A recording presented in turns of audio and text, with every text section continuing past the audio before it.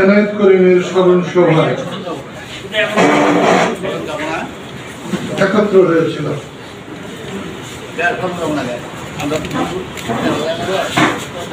আমি তার স্মরণ সভায়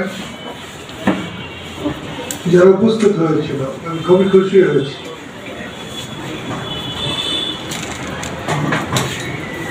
এনায়েত করিমকে আমরা যতটুকু মর্যাদা দিতে পারি নাই,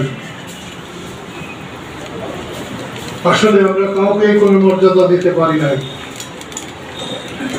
একটা কৃতজ্ঞ জাতি কখনো বড় হতে পারে না। আমরা কাউকে কখনো কোনো মর্যাদা দিতে চেষ্টা করি নাই, দেই নাই। আমরা অনেকেই হুজুগে চলেছি, বয়স হয়ে গেছে, আমরা সবাই চলে যাব। মুক্তিযোদ্ধা কমান্ডাররা, বিশেষ করে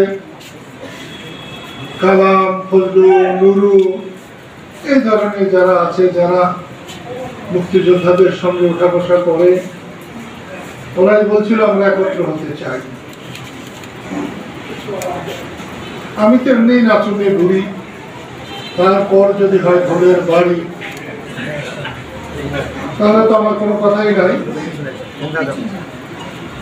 আর সত্যি যাদের সঙ্গে মুক্তিযুদ্ধ করেছি তাদেরকে দেখতে ইচ্ছা করে, তাদের সাথে কথা বলতে ইচ্ছা করে, তাদের সুবিধা অসুবিধা জানতে ইচ্ছা করে,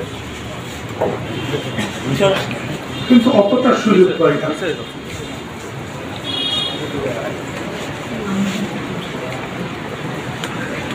পাকিস্তানের বিরুদ্ধে লড়াই করেছি,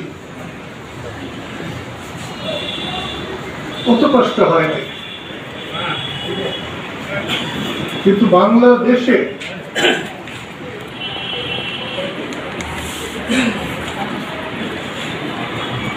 আচ্ছা, আপনারা কি মুক্তিযোদ্ধা? এই যে দুইজন এসে বসলেন, হ্যাঁ, আপনাদের দেখে দেওয়া যাবে, বসে।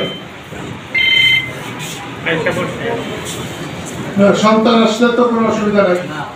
আমি একজন মহিলা দেখলাম, তাহলে সবার সাথে বউ আসলে, ছেলের বউ আসলে তো কোনো অসুবিধা হইতো না, বুঝতো? আমরা কিন্তু বড় একা হয়ে বসছি, হয় নাই স্যার? ভাত খাওয়ানোর সময় কয় আপনি যে পেশাব পায়খানা করেন, পেশাবে ডাক দিলেই যান, পায়খানায় ডাক দিলেই যান, এটা কি স্যারের কম লাগে?